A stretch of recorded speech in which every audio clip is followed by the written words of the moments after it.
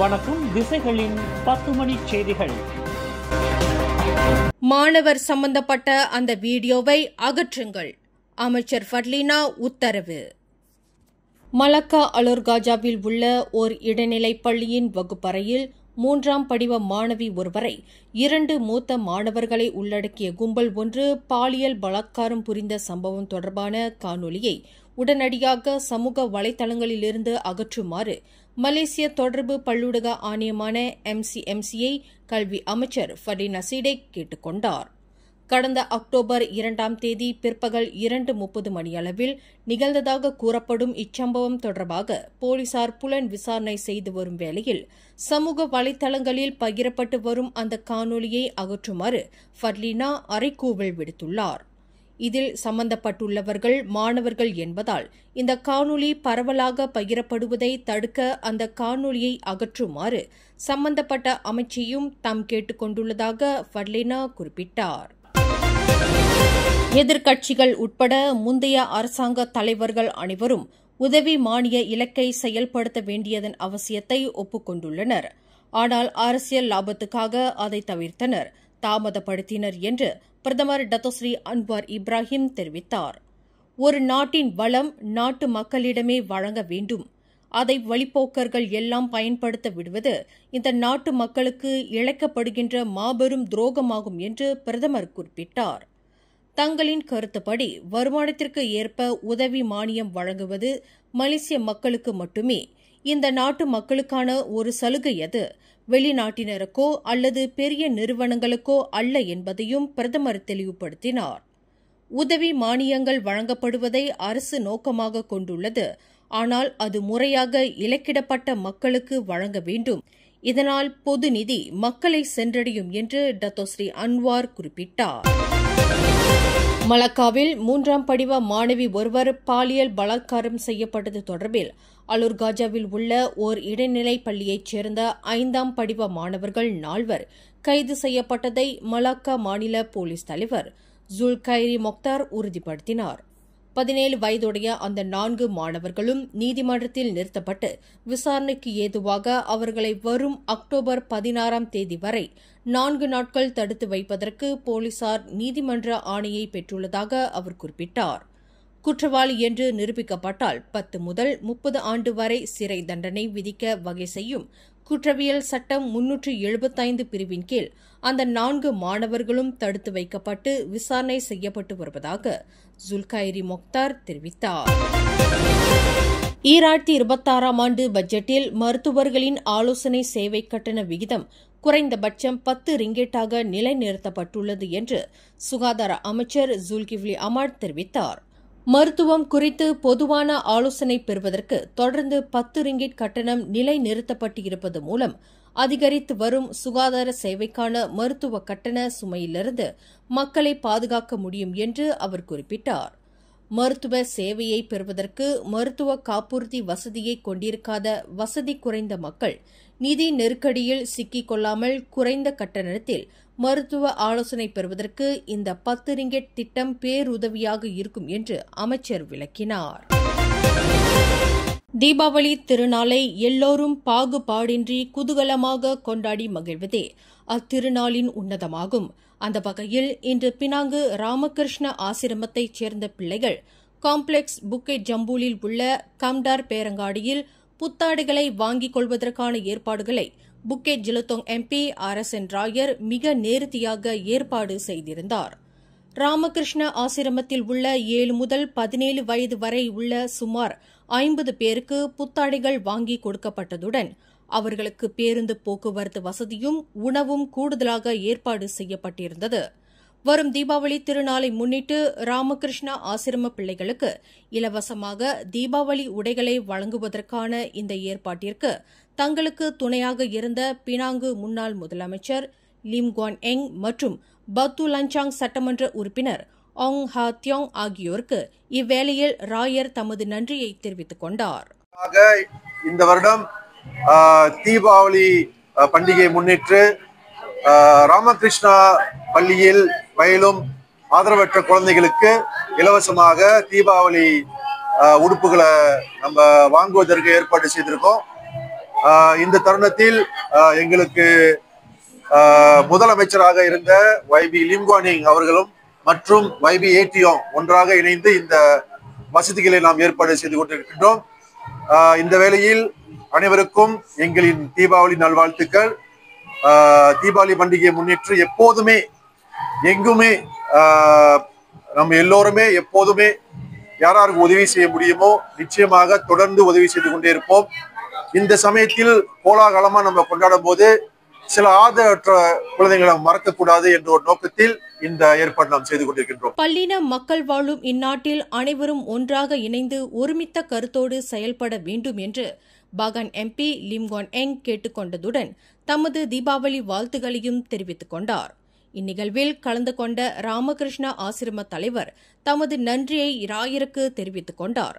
பின்னர் ஆசிரமத்தைச் சேர்ந்த பிள்ளைகளுடன் இணைந்து ராயர் தமது தீபாவளி வாழ்த்துகளையும் பகிர்ந்து கொண்டார்.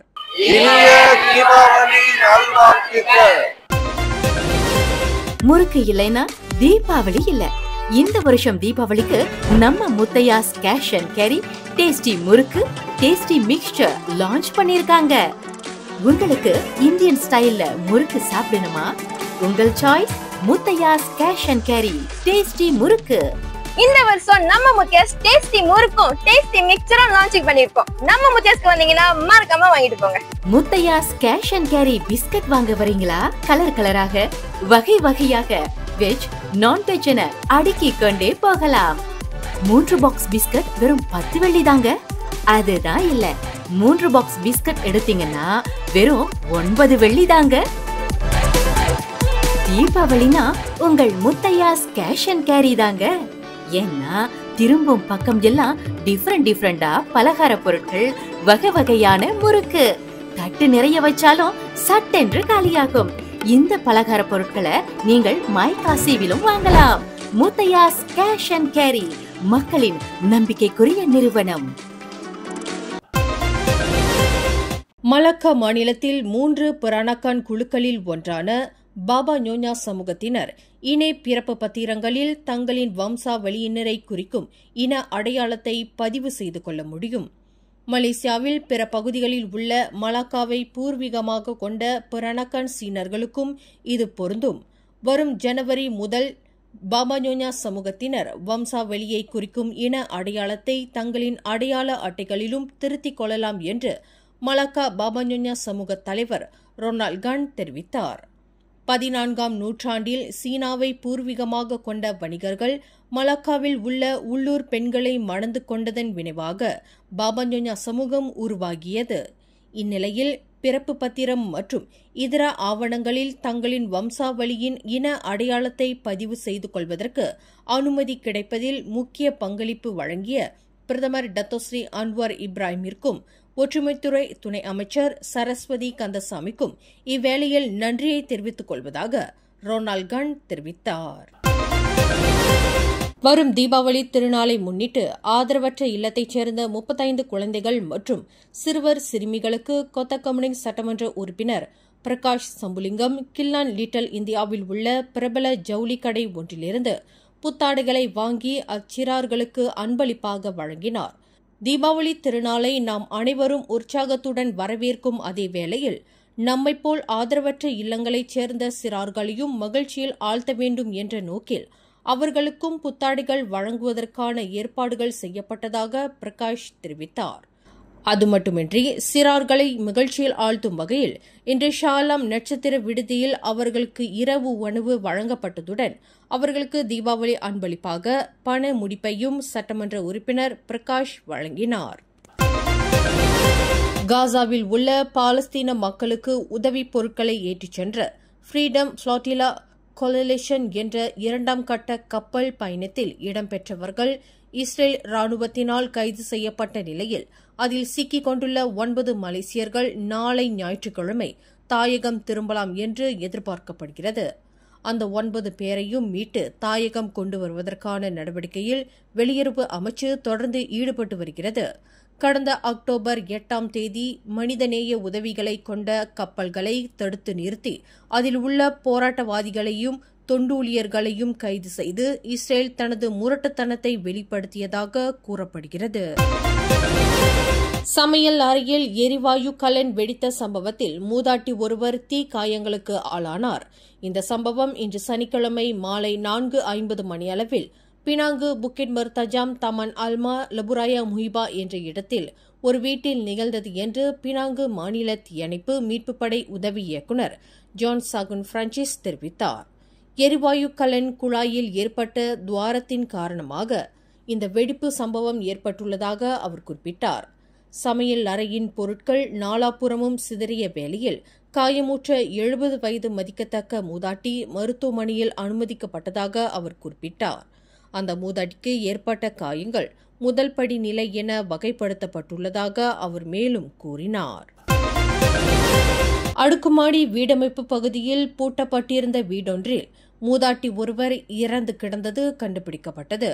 ஜார்ஜ்டவுன் ஐரித்தாம் கம்போங் மலாயுவில் உள்ள ஒரு அடுக்குமாடி வீட்டில் அந்த மூதாட்டி உடல் அசைவின்றி கிடப்பது குறித்து பிற்பகல் 3:56 மணியளவில் தாங்கள் அவசர அழைப்பை பெற்றதாக பினாங்கு மாநில தீயணைப்பு மீட்புப்படை உதவி இயக்குநர் ஜான் சாகுன் பிரான்சிஸ் தெரிவித்தார். பிரத்யேக சாதனம் பயன்படுத்தப்பட்டு வீட்டின் கதவு திறக்கப்பட்டு உள்ளே சோதனையிட்ட போது மூதாட்டி ஒருவர் இறந்து கிடந்தது கண்டுபிடிக்கப்பட்டதாக அவர் குறிப்பிட்டார். உயிரிழந்தவர் 80 வயது பி சரோஜா என்று அடையாளம் கூறப்பட்டது. விசாரணைக்கு ஏதுவாக மூதாட்டியின் உடல் போலீசாரிடம் ஒப்படைக்கப்பட்டதாக அவர் மேலும் கூறினார். ஜோஹர் கோத்தாதிங்கியில் 2 வாகனங்கள் நேருக்கு நேர் மோதிக்கொண்டு தீப்பற்றிக் கொண்ட சம்பவத்தில் 5 உயிர் தப்பியதாக கூறப்பட்ட போதிலும் அதில் 3 உயிரிழந்துள்ளனர். 2 படுகாயத்திற்கு ஆளாகியுள்ளனர் என்று அம்பலமாகியுள்ளது.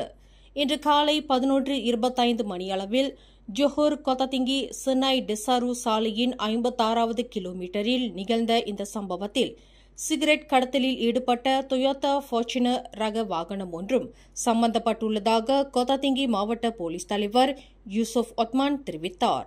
தற்போது இந்த விவகாரம் மாவட்ட குற்ற புலனாய்வுத்துறை போலீசாரால் விசாரணை செய்யப்பட்டு வருவதாக அவர் குறிப்பிட்டார்.